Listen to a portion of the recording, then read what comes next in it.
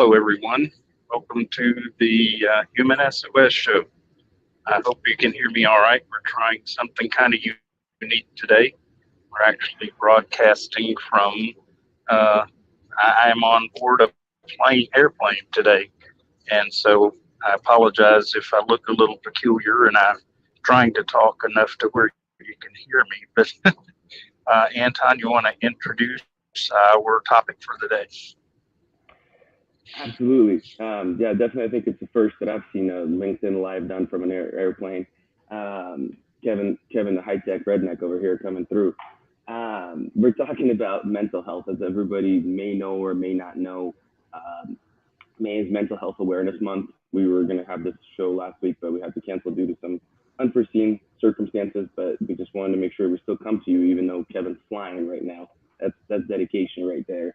But we just want to talk about, our perspective of what mental health is, of some things that we can be doing, and also hear some things that, you may be, your thoughts around mental health, right? Like in general, to me, I've been in this space, some shape or some form, in health space for over a decade.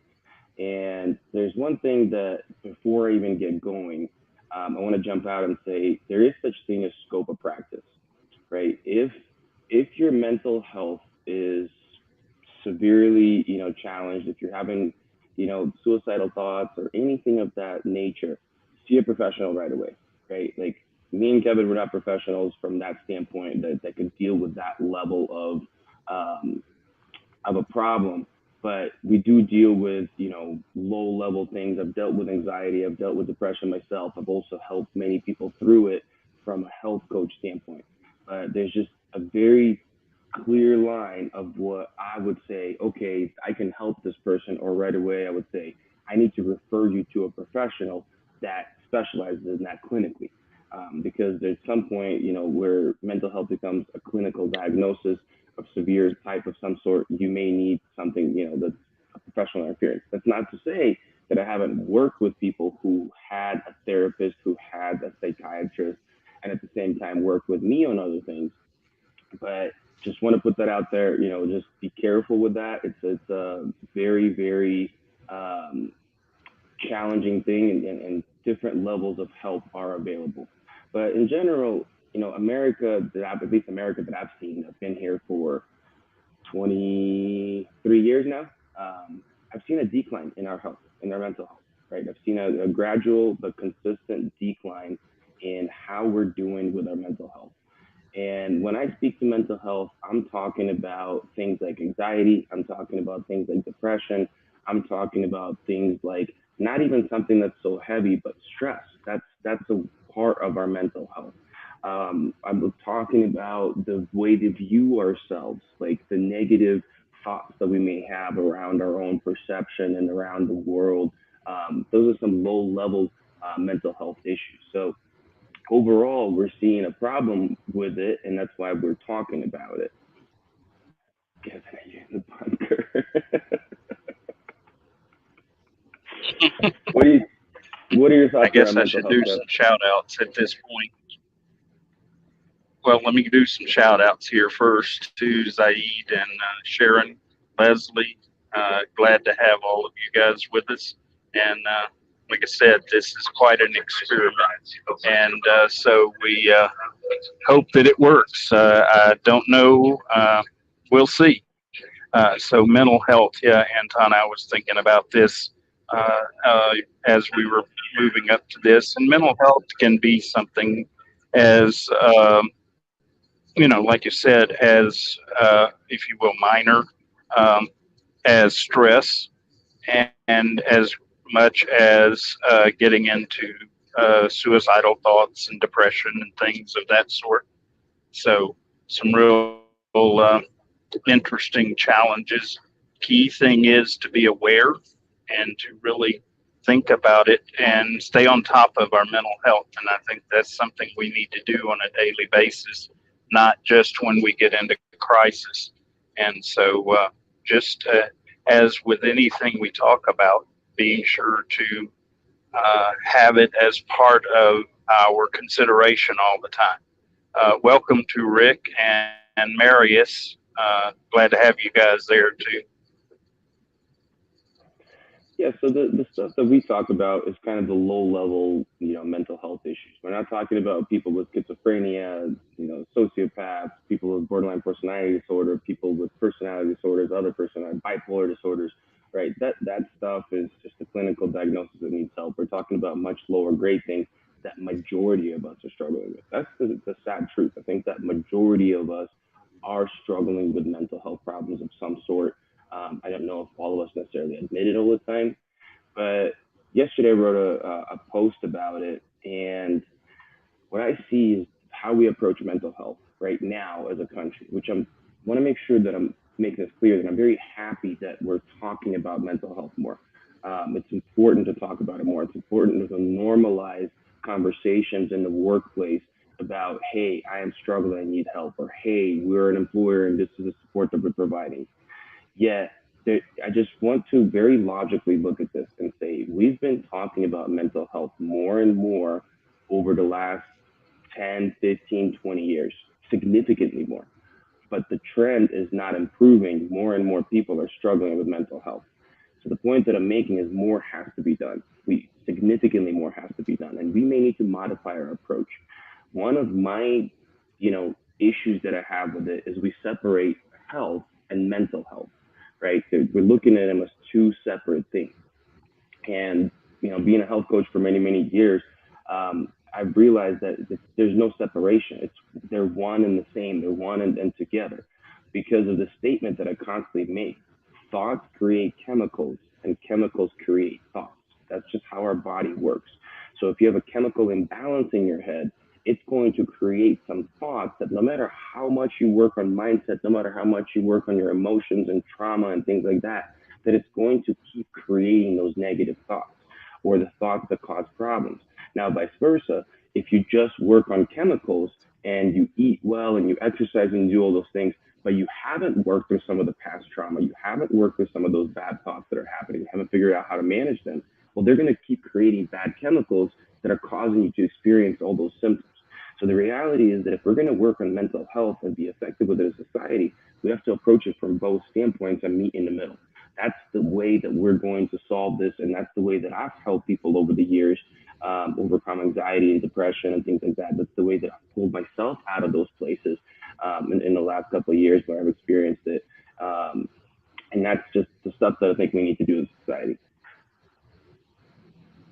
Yeah, definitely need to take a holistic approach on it. Real challenge that we don't, and we try to segregate the different aspects of health, and that's just not a good approach. It's not wise to. The other thing is that we got to maintain. We tend to want to approach it only when we get into crisis mode, when things start getting bad, and we got to plan a part of our daily routine to deal with our mental health, our total health, and that includes keeping it on a radar, always checking just to see how we're doing. And as I teach leaders, I tell them if it's not on your schedule, it doesn't happen. So need to really make time on our schedules on a routine basis to address it and to deal with it. And part of that is learning about ourselves as to what we need to help with mental health, because whatever is for me may not be good for someone else. It's a journey that we have to be embarked on to make sure that we take time and learn those things about ourselves. And that's just such a key part. Welcome, Ed Mario. Glad to have you. It's I like what you said, the uniqueness, because like when I said, there's two sides to this equation, and the list is long of both causes and solutions under each side, right? There's many reasons why somebody may be struggling emotionally and having some thoughts and not able to do it. There's many solutions for it. Similarly, there's many reasons why chemically something may be going on, and there's also many solutions for it. But the point is what you said, Kev, is we have to be aware. We have to recognize these things early on. And it's much much easier to course correct before these problems become very severe. So I'd love to know like what you folks, what the audience thinks as far as what are some reasons that you think mental health issues stem from? Where do they come from? What are the experiences that you've seen with others, with yourselves? So we can discuss them. I think that you got a comment there. Yeah, he says our workplaces are a good source of stress. The more stress can contribute to the chemical imbalance, and the cycle continues. Yeah, definitely something that we should be really cognizant of is what are our stressors. And for most people, work is certainly a stressor that we have to be aware of and manage very well. Your thoughts, Anton? Yeah, I mean, Leslie's saying it too, stress, and it's one of the biggest causes. We are in a stress epidemic. We've been that way pre-COVID. It's not getting better. You know what freaks me out, guys? I was thinking about this yesterday. We have not recovered from COVID stress. What I mean by that, this stress, this massive burden that our society has taken on over the last few years, we have not done things in society to catch up our bodies and our minds. We've just kind of pushed through and we somewhat got better, but it's really not fully recovered. Well, guess what? Now economy's under a strain. If you're paying attention to the stock market, stocks are kind of going down. The housing market's kind of in a bubble. There's a lot of, the inflation sky high. The bonds starting to go up. There's an inversion that happened. A bunch of different things happen that indicate over the next 2 to 3 years, maybe sooner, we are going to have a recession. And that freaks me out, not from the economical standpoint. That freaks me out from the amount of stress that's going to impose on people. And we still haven't recovered from the last massive stressor that we experienced.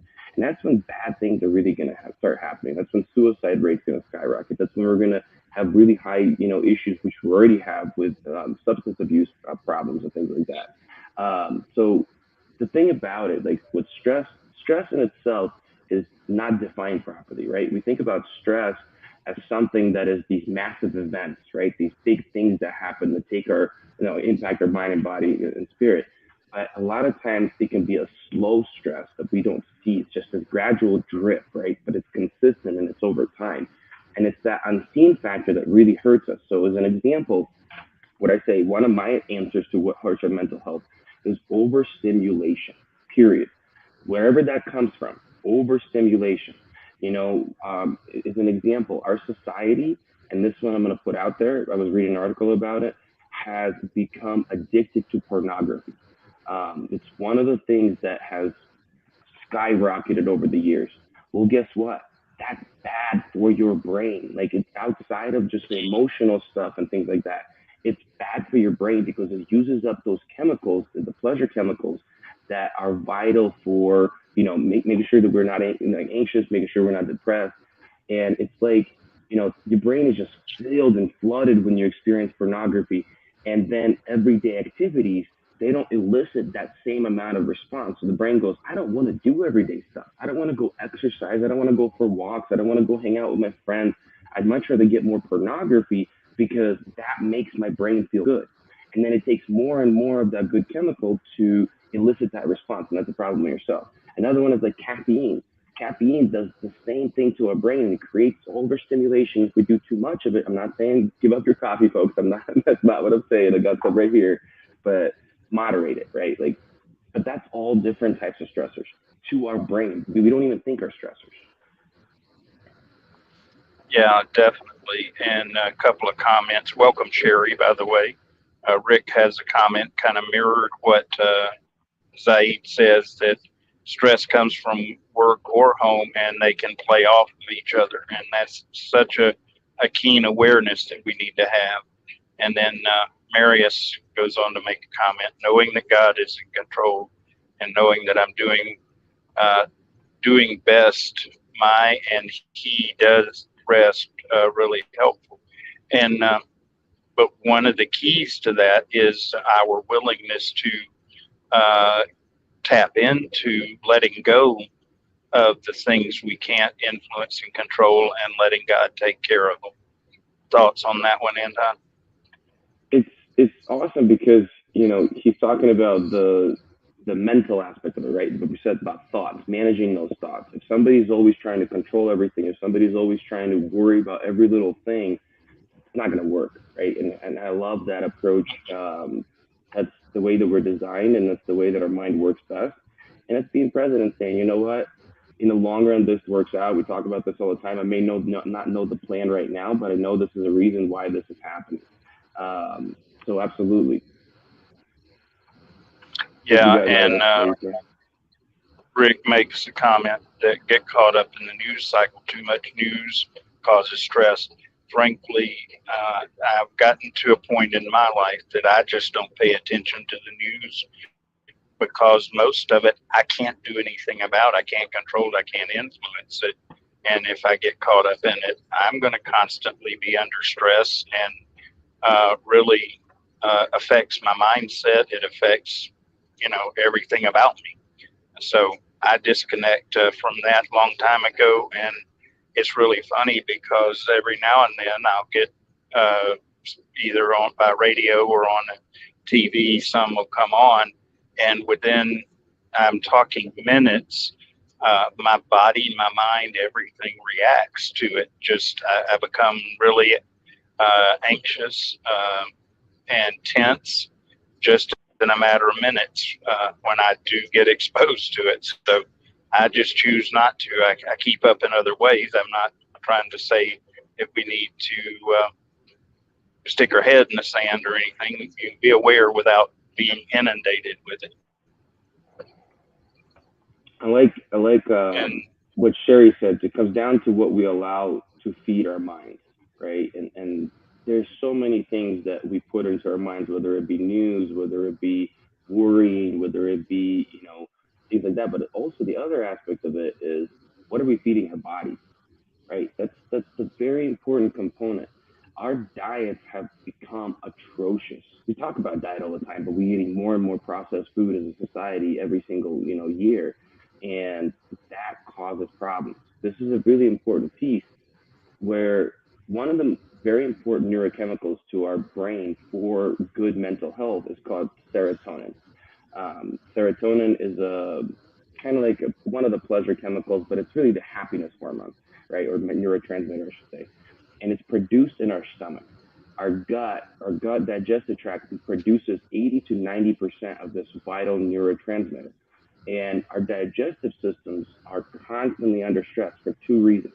Well, there's probably more than two reasons, but two main reasons: stress and poor nutrition, right? So nutrition, we're putting things in there that are not just good, but also we're not putting good enough nutrients in there, not eating enough positive vegetables and greens and things like that.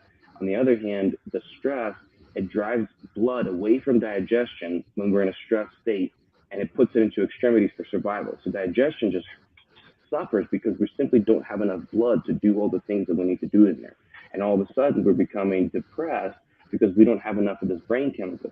And we go on medications, taking medications that are supposed to help our brain. They do, but in turn, they also hurt the digestive tract even more because it's a chemical that doesn't belong in our body. It's a really vicious cycle.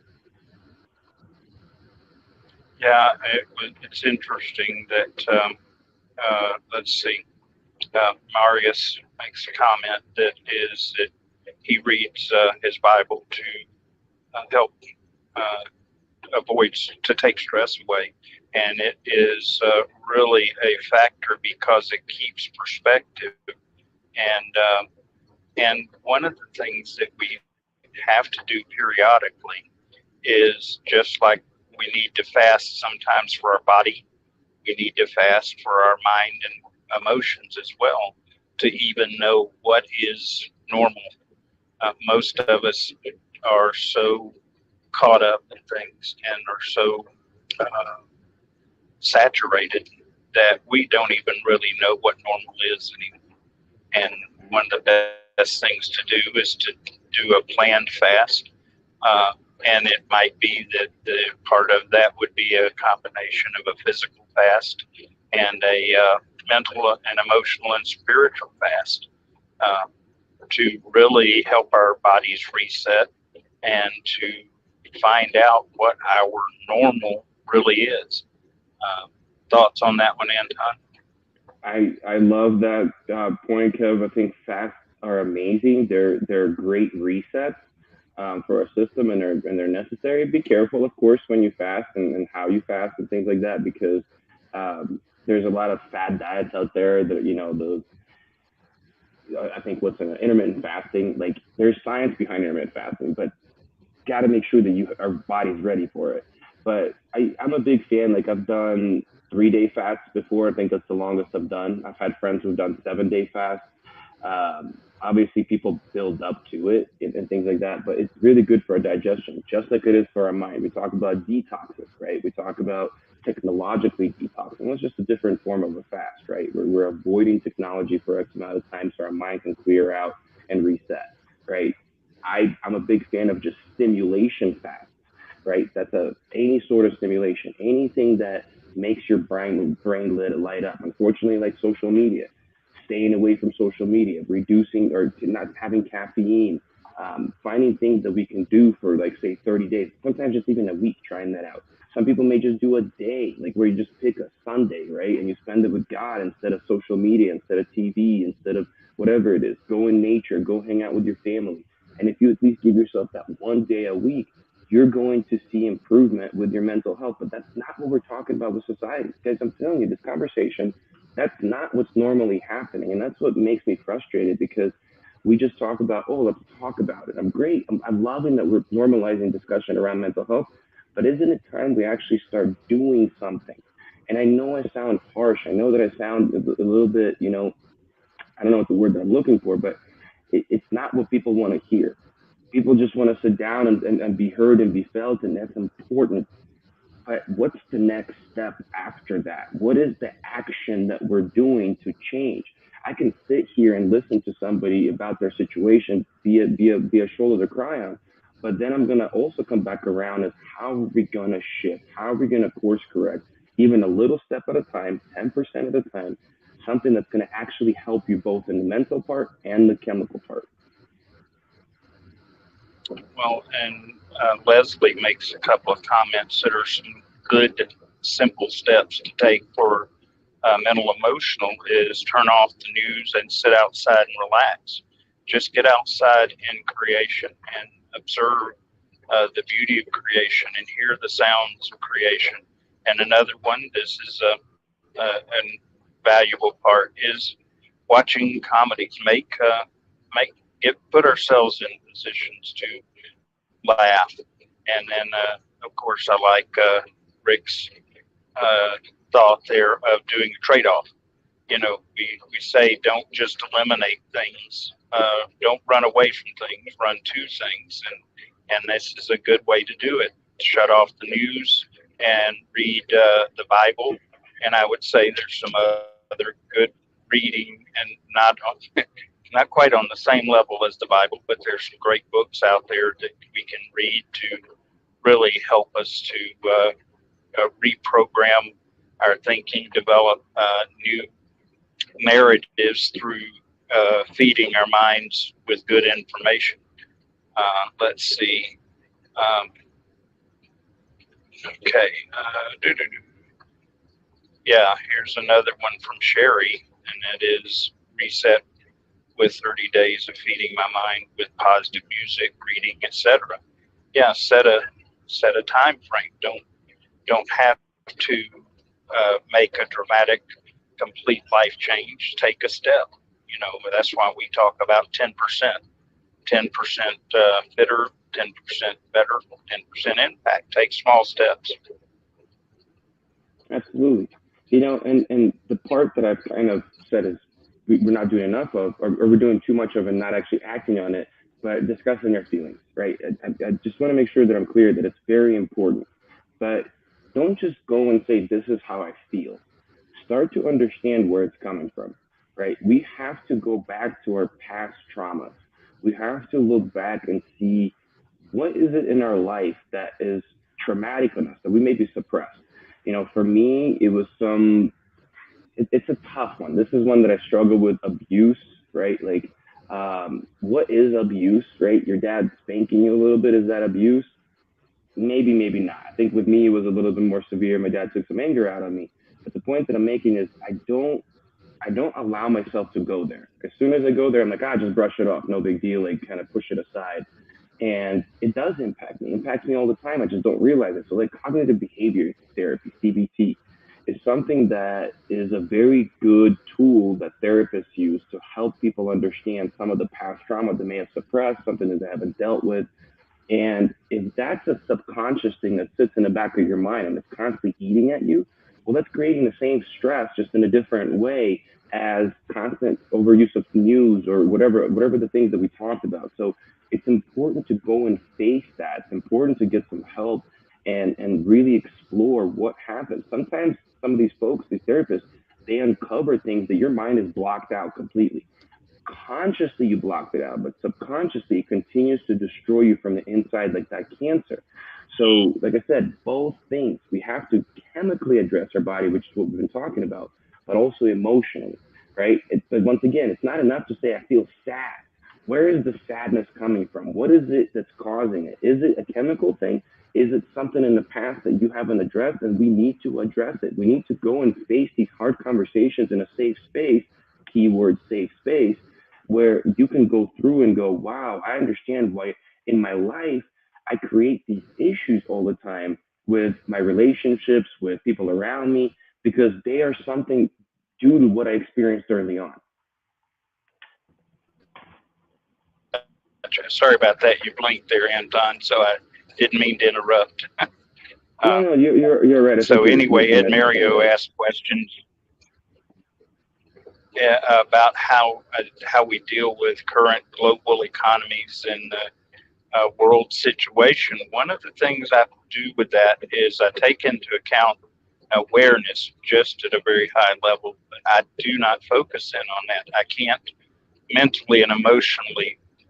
That is unhealthy to get so focused on it because there's nothing or very limited that I can do about the world situation. What I can do is make preparation for myself, make sure I'm aware and consider how I will react. But even then, just be very careful not to get caught up in it because, again, very little control, very little influence over those things. So, got to keep priorities set up for ourselves, and that includes some boundaries around ourselves as to exposure, as to what we focus in on. And I do have to throw out here, one of the practical things, and I know sometimes it seems like we are promoting ourselves on this, but it's not that we're promoting ourselves, but we've developed an assessment that is very effective in helping us identify stress points and really encourage people to take advantage of it. It's free. It's on our website, and it really helps us dig into the things that we're maybe even not aware of.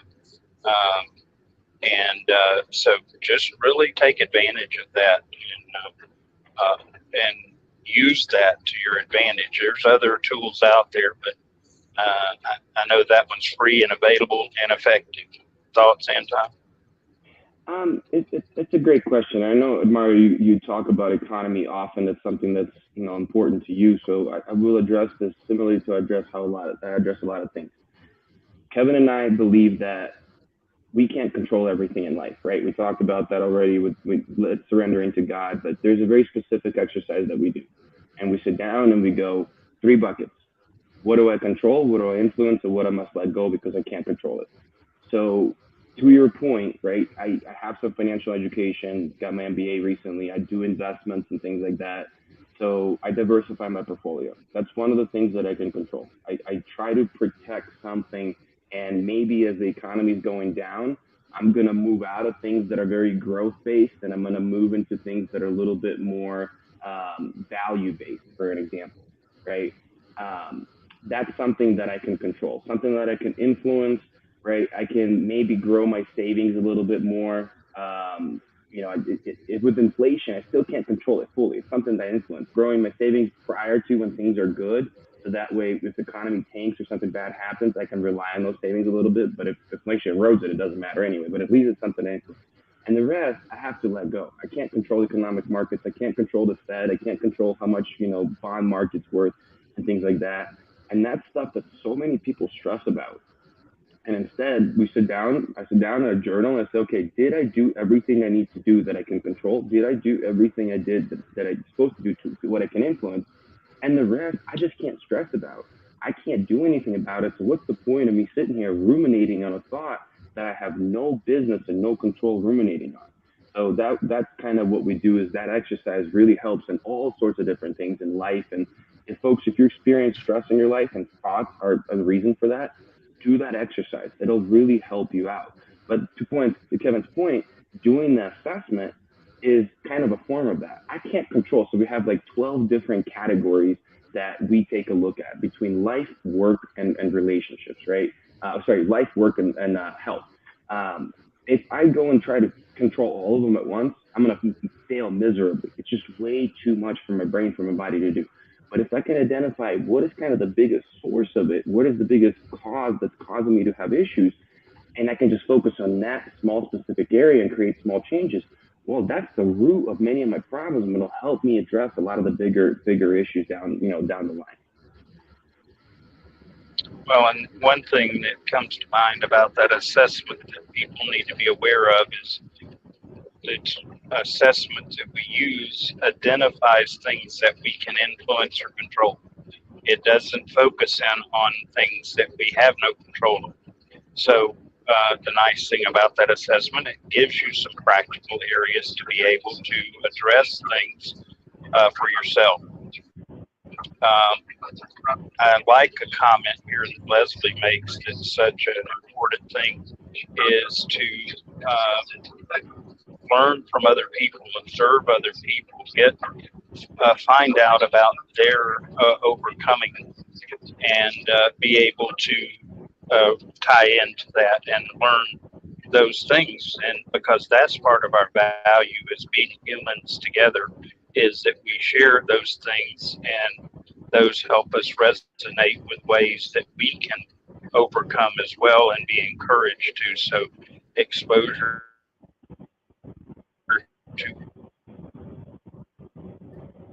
the stories that others have gives us and place finding ways to be more successful or whatever. So using those opportunities is really good. And then Mario mentions music.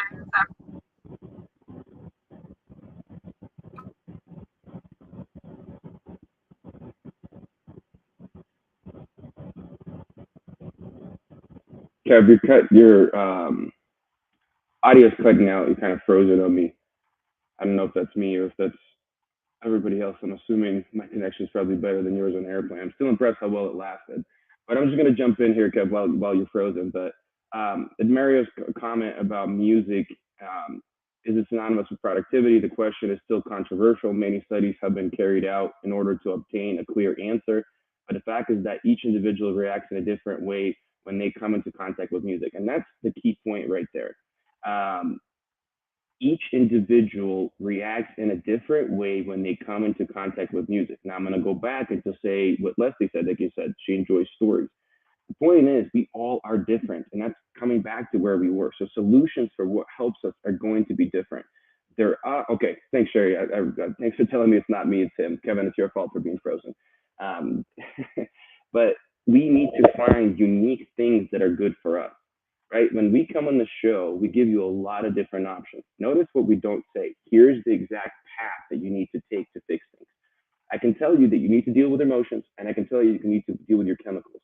How you deal with those things has to be unique to your individual mind, your individual spirit, your individual body. And you have to practice, you have to experiment, you have to see what is going on. It starts with being aware, right? It starts with being aware. What is, they said this connection is challenged. Okay. It starts with being aware of what is it that's going on in my system. What is the problem? And let me try some of the solutions that exist out there. Maybe I listen to music and I see how I feel. And then I journal, right? It's really, really important to journal and record your thoughts, because how you think about things may change day to day. And just having that concrete kind of piece of paper that tells you exactly how you're feeling will help you out. So if you don't practice journaling, I would definitely encourage you to do that. Let me look at some of these comments because Kevin usually does that. Let's see. Sherry said, great teaching, focus on home, then neighborhood, then city, then beyond. Global focus can distract local purpose. Sure. And that's coming back to kind of what we can control. I can focus on the smallest component first. And then as if I got that down, I can move forward. But that's the same thing with our health. Focus on something small, right? Think about your body, your system as a global ecosystem. And you have many, many different components like neighborhoods. And it's the same, so we'll run with that analogy. I can't take care of everything all at once. What I can start with is maybe getting a higher amount of leafy vegetables in my system, or I can reduce some of the caffeine intake, or I can reduce some, processed foods that come in packages and things like that. And then from there, build out and go from there. So I think that's overall, we can apply that concept to many different places, Sherry. Then she said, do I care? Why do I care? And should I care? These are my self questions that help me weed out things I have no control over. Great, right? That's all good way. Once again, you're becoming aware, right?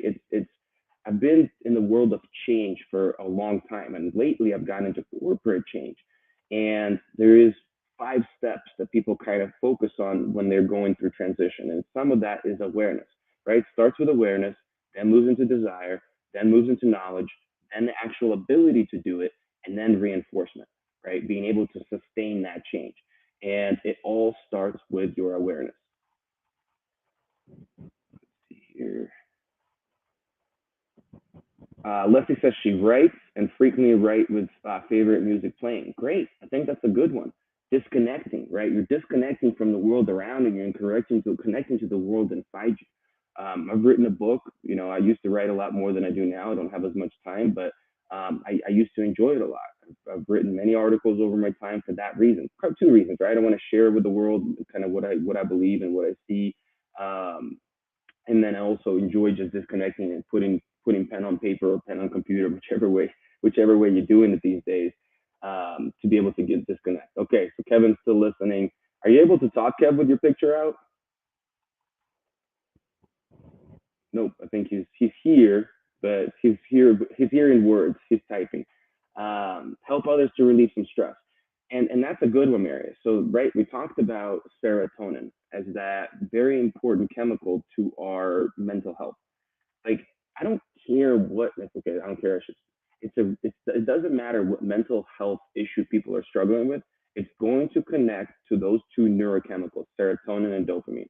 I'm telling you, like, if you go do the research from the most severe mental health problems, like schizophrenia and that kind of stuff, to more common ones like anxiety and depression, it is still going to connect to those 2 vital chemicals.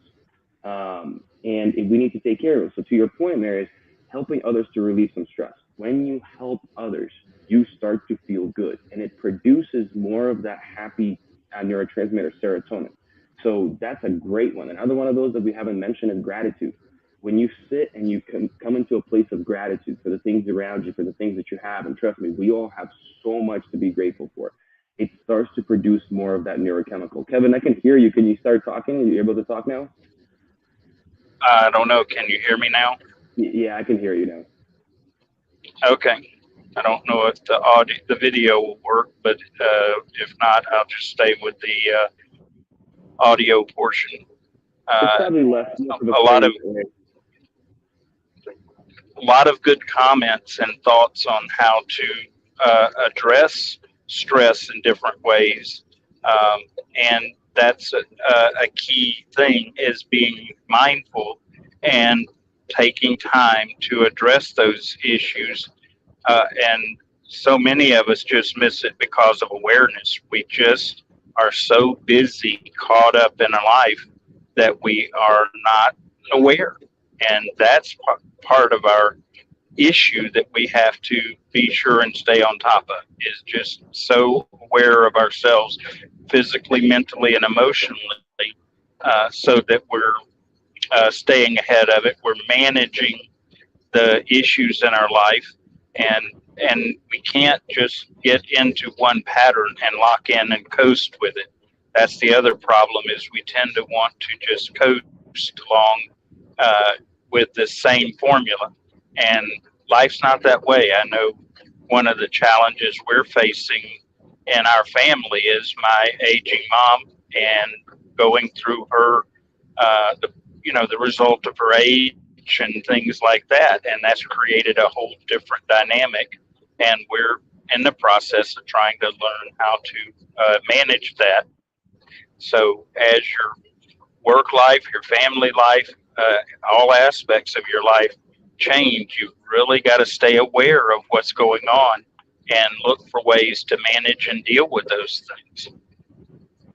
It's interesting you mentioned awareness, and I'm just thinking to myself, right, coming back to the two topics we started out with mental health. In order to solve it, we need to work on our thoughts and our traumas and things like that, the emotional component. The other one is the chemical component. We tend to be better aware of one versus the other. Usually there is a strong suit. We're also able to manage better one versus the other. Not necessarily, doesn't matter who it is, like, right? Like, it's not necessarily society is better than one versus the other. But the point that I'm making here is if you are good at one and not the other, get some help, right? And it doesn't mean help as in like you have to go see a therapist. I recommend that, big fan, but maybe that therapist is your pastor at your church, right? Somebody that you can talk to. Maybe that person is a health coach, somebody that knows more of the chemical stuff that can help you with it, right? Or maybe it's just a friend that's more versed in certain things than you are, and you guys have these conversations and find actionable points and help each other become aware of things because you are stronger at one side than the other. But we need both, especially in modern day where we're so challenged, when we're so under so much pressure constantly, both chemically and emotionally, to figure out how do I find balance between the two and improve my mental health. Yeah, it's again just an awareness, and I encourage people to build into their life people that can help them with accountability, can help them with an outlet to share. I think that's such a key part. And I know for me, one of the people for me for many years was my brother. And when I lost my brother, almost 2 years ago, I have had to make a conscious effort to find others that fill that void. But it's important to make that effort to find people to fill that void and have them in our life, either through community. For me, a big one is church, but there's other ways, but don't try to go at it alone, because when we do that, we find ourselves in trouble. And at that point, trying to develop those additional relationships is challenging. I really like your point that you made around accountability. I think that that's one that we don't talk often enough about when it comes down to mental health. And I know I've treaded those some dangerous paths today talking about things, and I may seem insensitive. Trust me, folks, it's not because I'm insensitive. It's because I actually really, really care. Accountability is an important component. But most people say, well, I just want to talk about, why can't you just hear me? Why are you pushing me to do something? Why are you actually holding me accountable to it? Because I want to see you different. I want to see you be it better. I want to see a transformation. But without accountability, that's tough, because when we're struggling with mental health, our desire to actually change goes down significantly because it's hard. It becomes really, really hard. It's people say, oh, you have anxiety or depression, just snap out of it. Just start doing these things differently, or start doing whatever. And it's hard. It's nearly impossible, depending how deep into that hole you are, depends how deep into that abyss you are. And finding accountability is important. But don't stretch yourself right away, right? This is where we come back to that 10% thing. Find small steps that you can commit to and create small steps that create small wins. And those small wins consistently done over time become big wins. And then you start feeling good about what you're doing, right? Imagine exercise is a very common one that people jump into when it comes down to mental health. Science has proven that both anxiety and depression are improved with exercise, especially resistance training, folks. Like, this is one thing that people don't do enough: lifting weights. It's one of the best things for you. Running sure can help a little bit. but there is nothing better for your mental health than actual resistance training. So a lot of times people come in and they go, all right, I'm going to jump in and I'm going to do a lot. I'm going to push myself. Then you get all sore, you get all tired, you feel like, wow, I'm weak. This is not good. And you have a negative association with the gym. You have a negative association with doing weights. And then you're not likely to do it. But if you come in and you take it easy and you say, you know what, instead of me trying to worry about how much weight I lift or what exercises I do, I am just going to show up to the gym 3 times a week. I'm gonna celebrate that I simply stepped through that door because I'm telling you, like if you've been in the gym environments, if you've done exercise, the hardest thing is getting started. That is 100% of things. The hardest thing is just simply getting there. Once you get there, you'll usually do a few things, and then celebrate not what you did, but the fact that you did it. And then after a month of doing that, 12 workouts in, if you're doing it 3 times a week or so, you're going, okay, I am doing so much more now than I was before without even focusing on what I'm doing. It's just that consistency of showing up. And you can apply that across across whatever it is that you're doing, whether it be working on your thoughts and things like that and working on gratitude, right? People will say, oh, I need to keep a practice journal and do that every day because if I don't do it 7 days a week, no. Did you do it more times this week than the previous week? Did you do it more times this month than last month? Then celebrate it. Be happy about it. And then you want to do more of it. Yeah, it's real interesting. Someone mentioned earlier, and this is such a great intervention, if you will, is helping other people, focusing off of our challenges and focusing on others that we can resonate with and possibly help. Yeah, Rick says, totally agree with weight. It works for me, and and thank you for saying that. Like that's live, a human being that experiences besides myself. And folks, if you're not doing that, if you're not doing resistance training, like just start little stuff, get little weights at home, and just start doing things. If you guys ever need any help, reach out to us. Maybe we'll do a show around that because we haven't really touched on health components a whole lot lately, Kev. We used to do it a lot more, so maybe we'll come back and discuss that. But that's where I've been, to be honest with you, when we start talking health stuff, especially like exercise, we lose audience. I feel like audience kind of disengages, and I think people start feeling guilty. Just know that it's never the case. I know that we all have different lives and different priorities, and we all wish we exercise more, but sometimes it doesn't work out. Just know that I've been doing this for a long time, and I understand. I've worked with all sorts of different people in my life. There's never any judgment. We meet you where you are, and that maybe that's the topic we'll cover in the future. Well, and I like the way you have in the past addressed the concept of gym and all that versus just movement. Uh, just making the choice to get up and about and move around, that alone is value.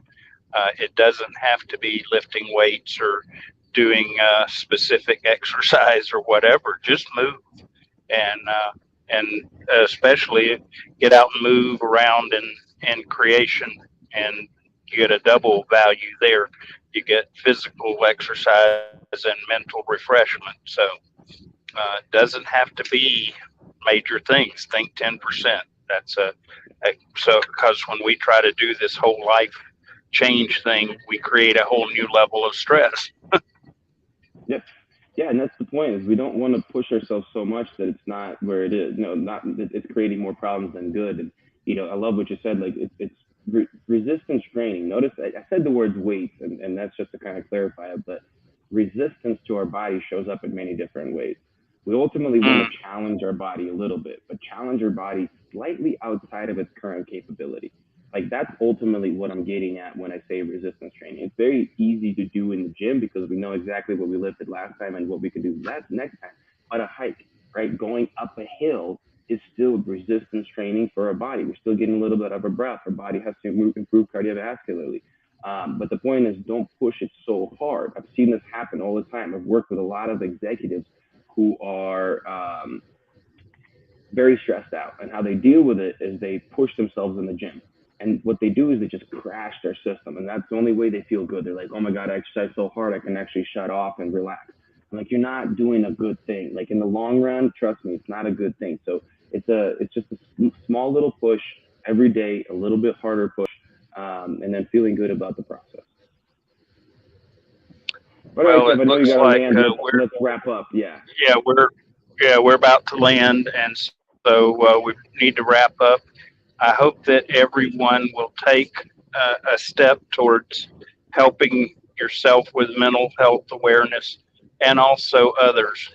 And one way that you can help others and is to share the stress assessment we offer. Please share it with anybody and everybody so that it at least begins to help them find some root areas in their life related to stress. And then another good way to look at mental health awareness is there's some great courses on uh, suicide prevention and intervening. So look for a course out there that you can take to know how to recognize the signs of people that are really in distress. Uh, so take time to do your part for yourself and others. It's a big way to make a difference. And my final note is what I started with, folks. If you want to help yourself or help others to get better with mental health, remember, thoughts create chemicals and chemicals create thoughts. It's a cycle that in order to get better, we have to approach it from both ends. Work on our emotion, work on our trauma, but at the same time, take care of our mind and body to help balance the chemicals that help us stay balanced. Well, thanks everyone for joining today, and been an interesting experiment. Learned something new. God bless you as you continue your week and move forward. And we'll see you guys again next Tuesday at 8 o'clock. Bye, everybody. Bye, everyone.